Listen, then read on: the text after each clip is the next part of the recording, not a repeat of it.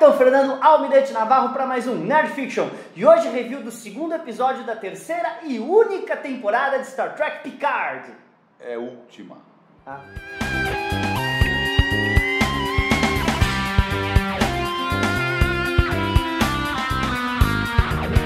Muito bem, pessoal, na semana passada tivemos o episódio 2 de Picard, Disengage. E nós vamos fazer o que fazemos sempre. Primeiro, a nossa opinião, sem nenhum tipo de spoiler, ou pelo menos tentaremos. E aí nós avisamos a parte de spoiler, e aí você, se não assistiu, dá uma desligada, vai assistir o episódio e volta pra cá. Se assistiu, já continua por aí, já deixa o seu like, tá? Curte, compartilha, e a gente tá fazendo aquele pedido encarecido de jogue o nosso programa no teu grupo de WhatsApp. Todo mundo tem grupo de WhatsApp, de família, de seja lá o quem for. Se você conseguir 5, 10 inscritos, nosso canal vai passar de 10 mil rapidinho. Então ajuda a gente aí com o teu grupo de WhatsApp familiar. É isso aí, gente. Então vamos lá, tivemos aí o segundo episódio com o nome Disengage, né? Que, além de fazer sentido dentro da história, é uma brincadeira com, né, o famoso Engage do Picard. Engage. É, sabe que o primeiro a falar Engage foi o Pike no The Cage, né? Foi, pior que foi mesmo, né? Mas ok, tá? Então tivemos esse episódio, um episódio que eu pessoalmente gostei, achei redondo e achei uma continuação perfeita do episódio passado. O que você achou disso? Olha, eu também achei um episódio redondo, achei uma continuação perfeita, tá tudo certo, mas eu achei que estava tão veloz a primeira parte 1, essa, como na minha cabeça eu já esperava muito do que aconteceu, que a gente vai discutir, então na minha cabeça pareceu um pouco mais lento. Eu sei que para muitos não tem nada a ver isso, mas para mim foi muito mais lento, porque eu falei, pô, isso eu já sabia que ia acontecer, eu pelo menos esperava que acontecesse isso, então foi meio esperado, mas a culpa é minha, porque eu já estava cheio de expectativa e já tinha discutido muito o episódio, mas foi um episódio ótimo. Interessante, porque eu achei o pacing desse episódio muito mais rápido, muito menos easter eggs, muito menos, fanservice, como as pessoas gostam de chamar. Eu acho que se faz sentido na história não é fanservice, tá? Mas fanservice é aquele cena que não faz nenhum sentido, não tinha que estar ali, só tá ali pra falar, olha, eu conheço aquele cara. Exatamente. Eu acho que, muito menos fanservice e muito mais progredir a história, sem falar que o Terry Matalas e a equipe dele de 12 macacos, exatamente. o Terry Matalas e a equipe dele começaram a, vamos dizer que consertar ou fazer um certo remendo, um rebootzinho de algumas histórias da primeira temporada e da segunda temporada. Apareceu muita coisa que a gente vai discutir aqui com vocês sobre a motivação de personagens exatamente, e outras coisas, né? Mas olha, uma coisa que eu acho legal que a gente pode comentar na área sem spoilers é o Picard. Eu sinto que o Picard, volta e meia, começa a fraquejar e querer voltar a ser o Picard da primeira e segunda temporada do me desculpa, abaixar a cabeça demais, né? Pra voltar a ser o Picard que quando fala todo mundo abaixa a orelha, sabe? Aquele Picard. Mas eu sinto que isso acontece quando ele tá junto do Riker ou da Crusher.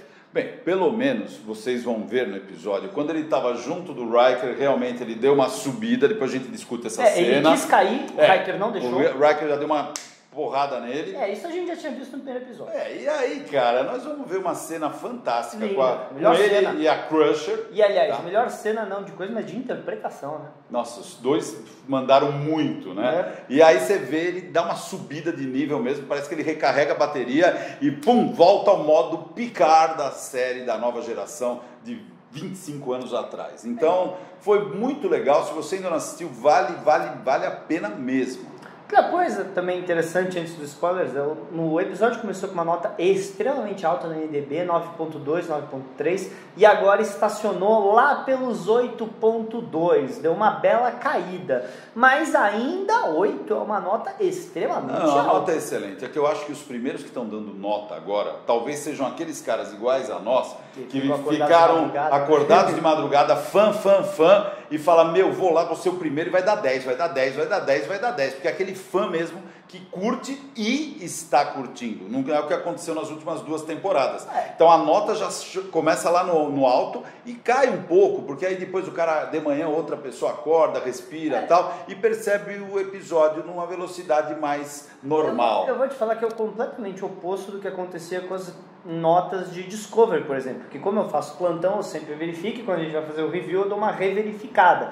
Discovery, o que eu descobri é que sempre começava com umas notas muito baixas e davam uma melhoradinha depois que o público geral ia lá votar. Picard começa com umas notas bem mais altas e dá uma diminuidinha depois que o público geral vai votar. Um fenômeno estranho. É o que o público em geral acho que respira um pouquinho e já não é tão aquele fanzão da nova geração, não sei. Alguma explicação tem aí. Mas eu acho que é isso, afinal, segunda-feira já, todo mundo já viu o episódio, acho que ninguém vai embora, vai todo mundo aqui querer discutir com a gente os spoilers. Olha, eu assisti 2 vezes, de novo, tá? Em inglês purinho, e depois eu assisti dublado pela primeira vez. Eu percebi diferenças, adapta muito, eles adaptam muito as palavras, mas foi gostoso, pô, tá boa a dublagem, dá pra escutar bem. É isso aí, então, spoiler alert!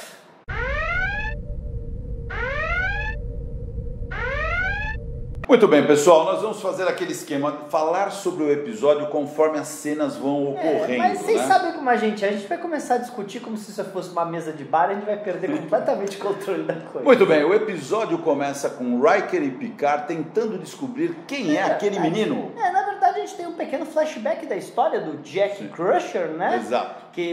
Tocando a música Star Child, que eu acho que é uma referência pra ele mesmo. Sim, Criança das Estrelas. E aí já começa com uma coisa, né? Essa terceira temporada ela é muito mais musical.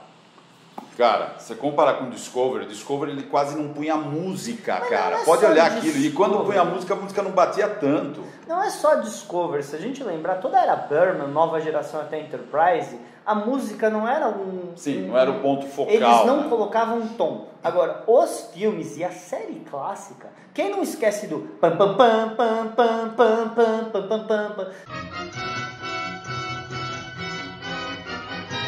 Sabe, certas coisas que foram abandonadas, dizem por influência do Berman, que ele não gostava disso, que o Terry Matalas claramente não concordava. Fantástico. Se você olhar esse episódio e só prestar atenção nas músicas, cada vez que aparece aquela nave cheia de equipamento bélico, tem até aquela música da nuvem de Mutara, sim, do episódio 1. Do 2, e tem também o 1 do Vidir. O tema dos Klingons que foi apresentado no filme 1, que também eventualmente apareceu várias vezes pro Worf, voltou. Muito legal a gente ter visto esse tema. E aliás, eu lembro que eu tinha visto em algum lugar, mas eu esqueci. Mas não aparecia o tema dos Klingons aí, eu acho que desde os filmes da nova geração. Fazia tempo. Então, a parte musical, é o que eu te falei, nós temos que anotar as músicas que apareceram e fazer um especial, pegar o Klein. É isso aí. Marcos Klein, você está convidado a falar da música. É convocado. Para falar da música de Picard. Bem, muito bem. Então, só para falar, aquela cena dele lá com os Fendants Rangers, sei lá o cara. Primeira coisa, que é o flashback, né? Primeira coisa bem interessante, gente, eu não vou ficar aqui fazendo referência da cerveja romulana igual do filme 3, ou isso, aquilo, não vou ficar fazendo isso, senão não termina episódio. Mas uma coisa que eu acho interessante que a gente viu a primeira temporada, principalmente do jeito que a Sete falava, e a segunda temporada, colocava aquela equipe dos Fendants Rangers como heróis, altruístas. Exato, como os caras, que estavam aqui por causa que a federação é um bando de burocratas, com as suas cadeiras empoeiradas, tal, mostrar que eles não são bonzinhos porcaria. Mostrar que eles são baita de uns bandidão. E que venderam o Jack Crusher, colocar por causa que uma coisa que me irritou muito na primeira e na segunda temporada é você colocar a frota estelar não são os heróis que a gente cresceu vendo. Sheer fucking hubris. E aí, porque tem outros que estão querendo fazer esse papel. Não, os outros, eles não têm o código de moral e ética da federação. Exato, não tem como comparar nesse aspecto mesmo. Então, eu achei legal, o Matalas está botando os caras no lugar, né? Aqueles roteiristas lá que endeusavam bandidagem, não respeitar os códigos da frota, da federação, cara, ele tá voltando tudo, fala, tá tudo errado isso aí, e arrumando de forma bonita, dando tapa na cara dos caras. Eu sou totalmente Matalas, time de Matala, e vamos lá, vai. E aí a gente tem o nosso amigo, né? Descobre que o nome dele é Jack Crusher. Aliás, gente, a gente não precisa chegar no final do episódio pra gente discutir isso, tá? Ele é filho do Picard, aparentemente. Que foi a grande revelação do final. Numa já... cena linda. Mas vamos pro final, pô. A cena linda, quando a Beverly vai pra ponte, né? E ela não abre a boca, ela não solta uma palavra. É o olho. Ela olha pro Picard, o Picard olha pra ela, parece que ele fala, já entendi. E aí ele assume o comando da nave. Como é que ele fez? Conta pra nós aqui. Não, mas assim, só pra falar antes do filho do Picard.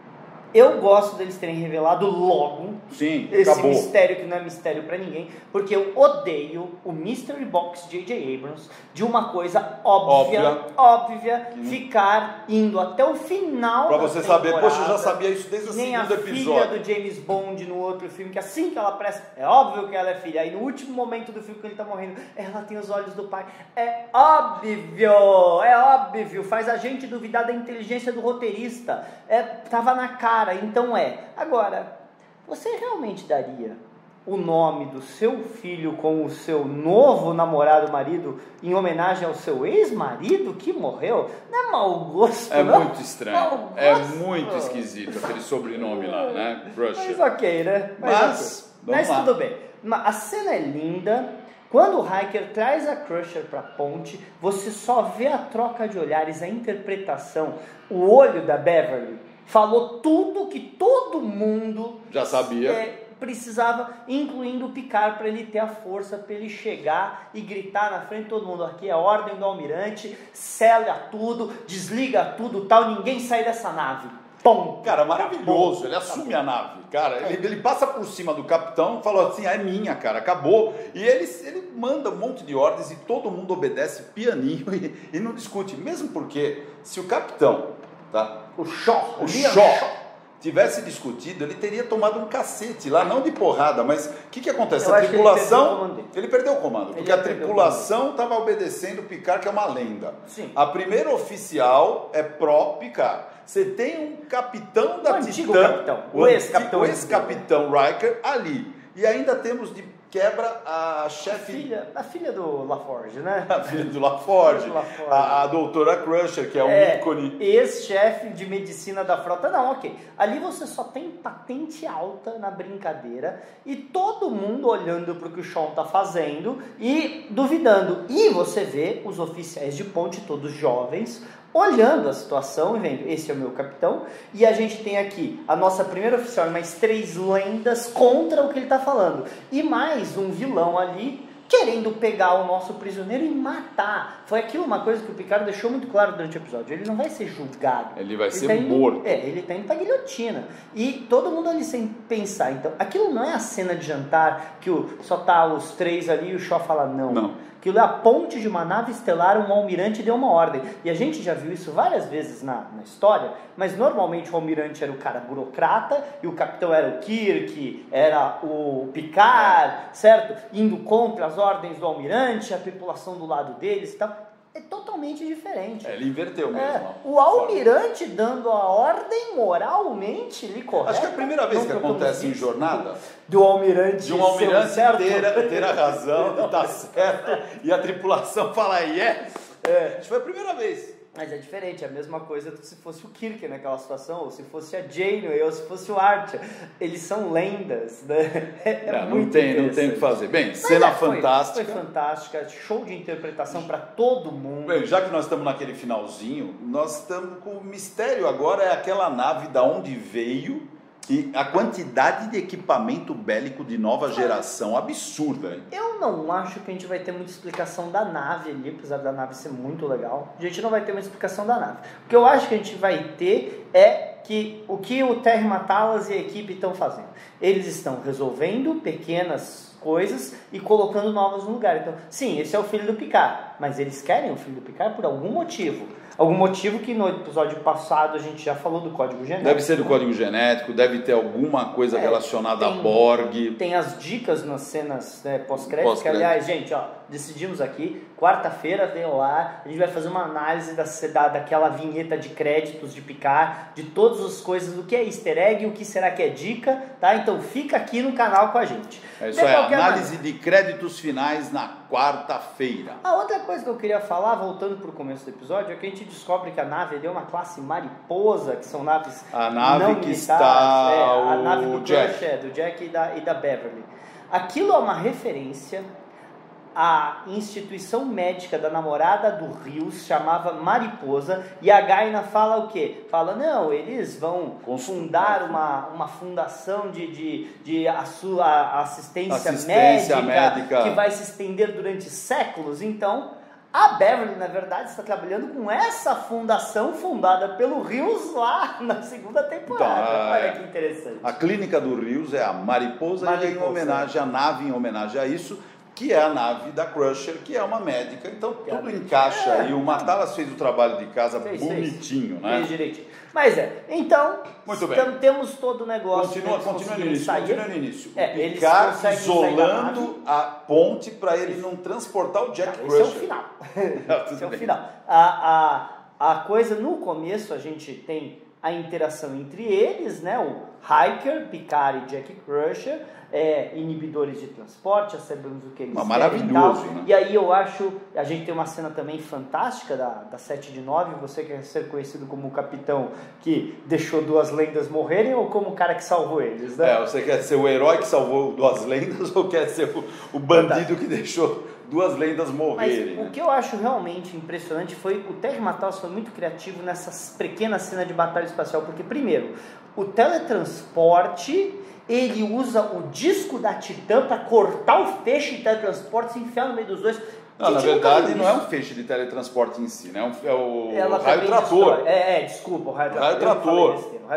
Então veja bem, a nave está sendo puxada pelo raio trator e ele bloqueia o raio trator com a própria nave, com a seção disco. Que ideia genial, cara. Foi uma ideia genial. Isso nunca foi feito em Jornada nas Estrelas. Isso solta a nave também. E extremamente criativo. Mas o inibidor de teletransporte também você nunca viu, ainda mais a gente já viu inibidor de teletransporte. Mas você nunca viu o próprio Picard trabalhando com aquilo, fazendo o esquema. Foi o Jack, o que você está fazendo? Foi evitando isso. Aliás, aquele phaser do Jack é uma mistura entre vários phasers da série clássica, entre o phaser de assalto do filme 5-6 e o phaser original, tem várias partes diferentes. Falei, ele é muito fã da série clássica. Não, o cara adora a série clássica. E ele falou, hoje, né, vou me divertir aqui. Ele deve estar sendo para ele uma realização ver esses episódios chegando. Muito bem, todos acabam chegando na Titã por teletransporte.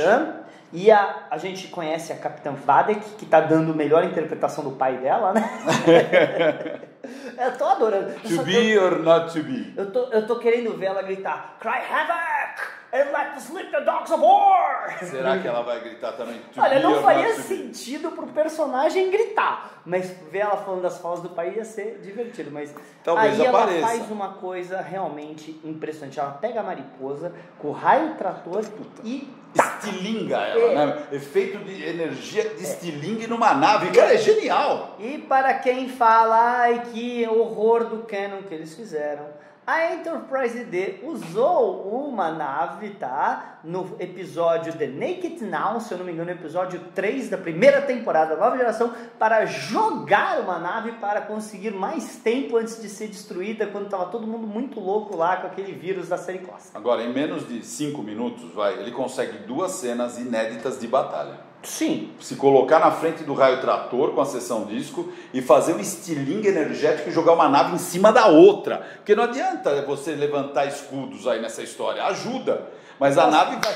Eu posso falar que eu fiz já isso nos joguinhos de Star Trek, Exploration Starfleet Academy, mas como o raio trator não jogava, eu tinha que usar o impulso da nave no máximo do momento para jogar naves contra os outros. Mas é o efeito kamikaze, né? Sim, mas eu não jogava a minha. Eu pegava uma nave com o raio trator, botava impulso máximo, brecava e soltava o raio trator. E a nave ia e tacava nas coisas. Mas eu fazia isso simplesmente porque eu era uma anta.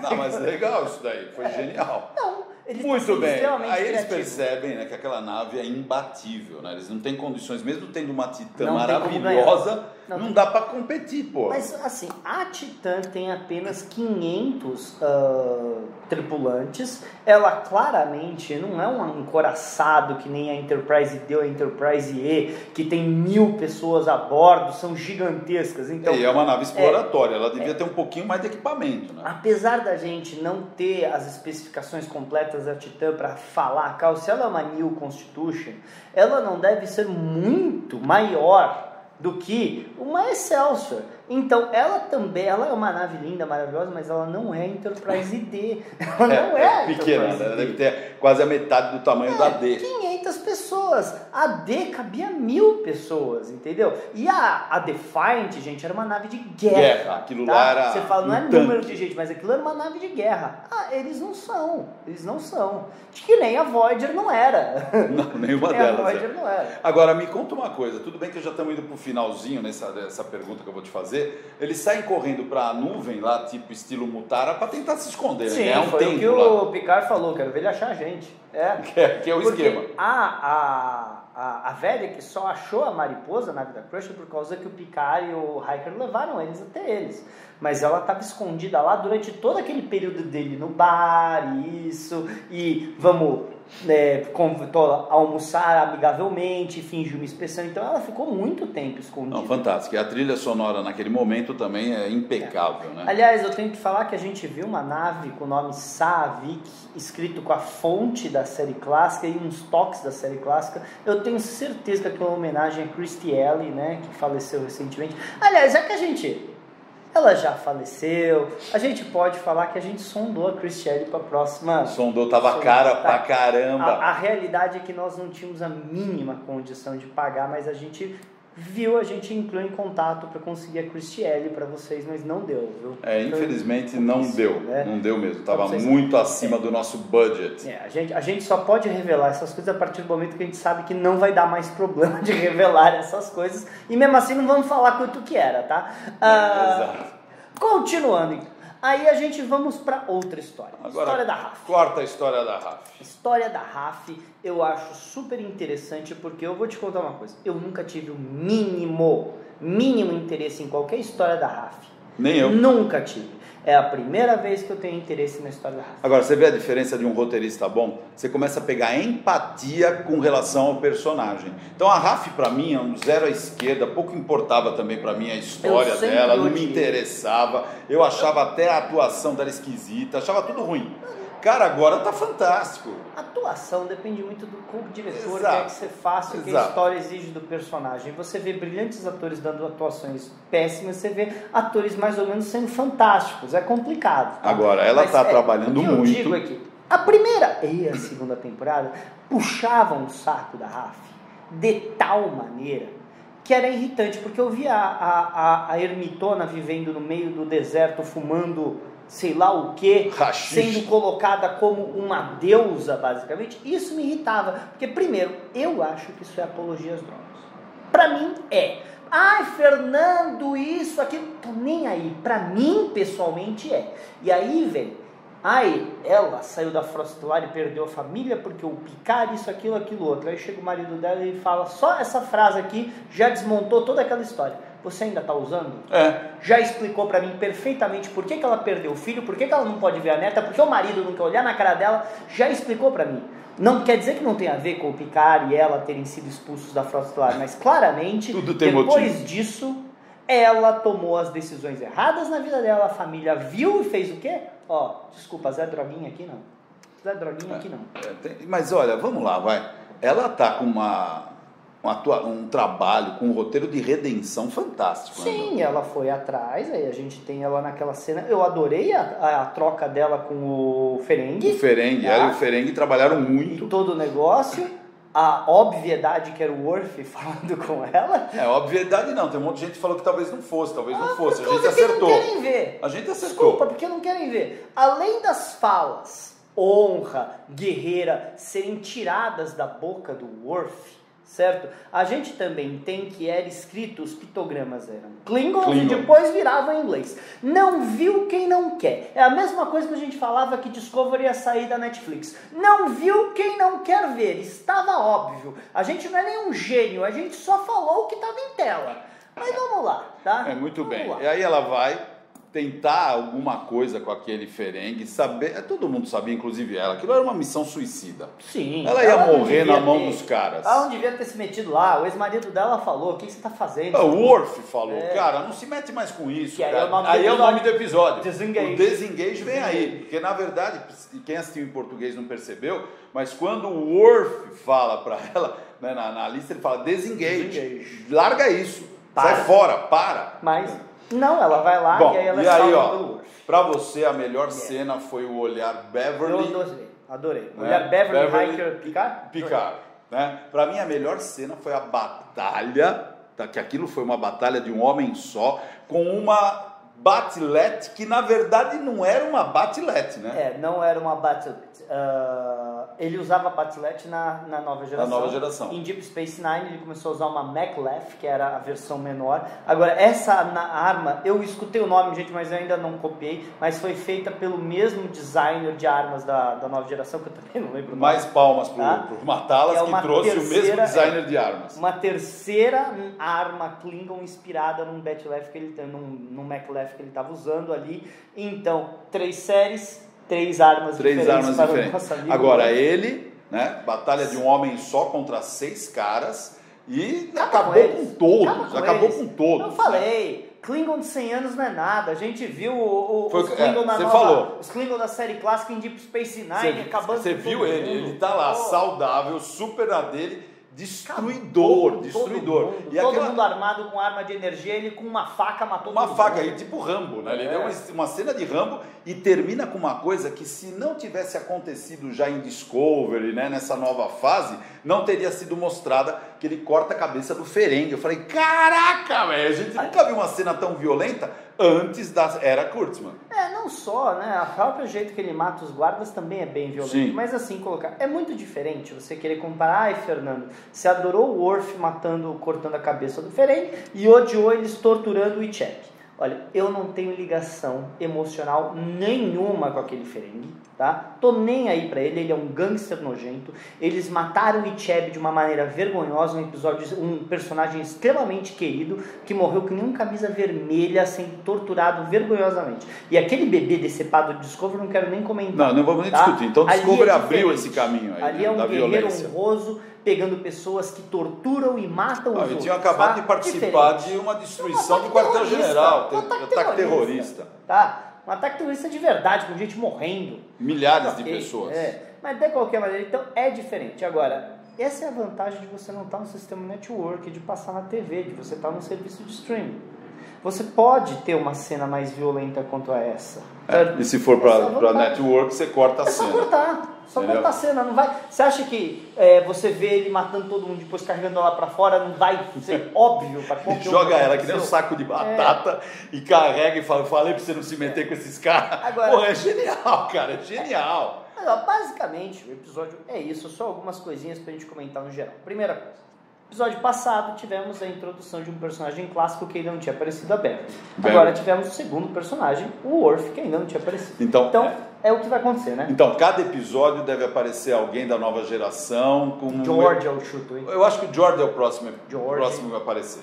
A gente ainda tem o George, o Data já apareceu pra caramba, se interessa se é lore, se é Sung, se é Data, é o Brent, e a Troy também já apareceu. Então eu acho que o próximo que ainda não apareceu, que se guardaram pro próximo, é o George. Eu acho que é o George, É o George. que vai aparecer na sequência mesmo. Vai ser o Worf e depois o George. O George vai vir com alguma nave de museu? Eu não sei, a gente viu nos trailers ele falando por tela com eles e depois na mesa de reunião. O que o primeiro episódio falou é que ele está cuidando de um museu, basicamente, de naves da frota, né? Então, existe a própria menção, não, se a gente conversar com o Almirante LaForge, tá, o Comodoro, né?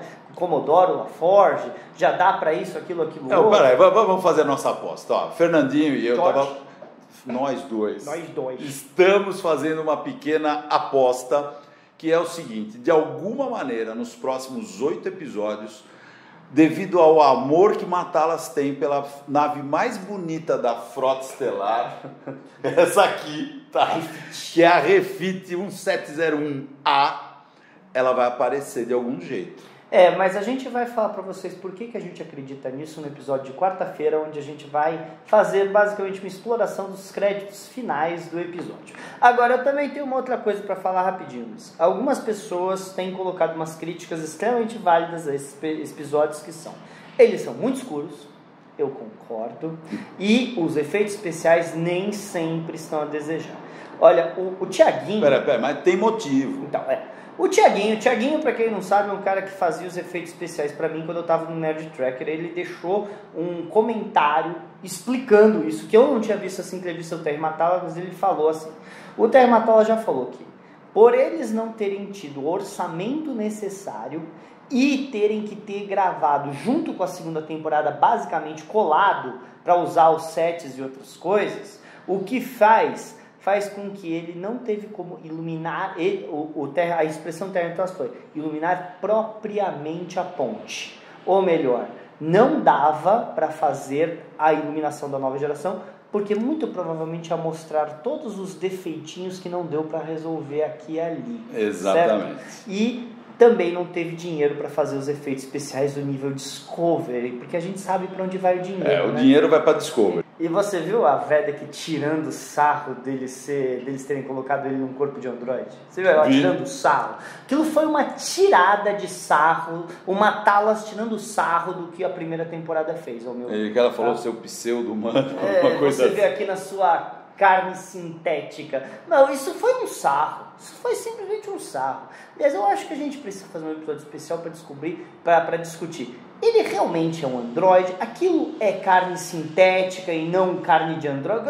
Ou aquilo é um clone simplesmente com memória liberada? Por causa que, em teoria, eles são tão perfeitos que a Soji os sensores não conseguem distinguir a Soji de um ser humano. Mesma coisa o Picard. Os sensores não conseguem distinguir. E teve alguém nos comentários que falou que acha que o Kill simplesmente trouxe ele de volta como humano pro presente e foda-se. Mas daria pra resolver esse problema. Mas a questão é que eu acho que merece um episódio pra gente discutir o que é o Picard hoje. Isso vale a pena. É que, a gente já devia ter discutido isso. É que a primeira temporada foi um balde de água fria tão grande que a gente não quis discutir. Exatamente. Bem, eu acho que tá bom. Vamos tentar subir um pouquinho o esquema. Então, olha aí, deixa o seu comentário, por favor, tá? A gente gostaria de saber a sua opinião.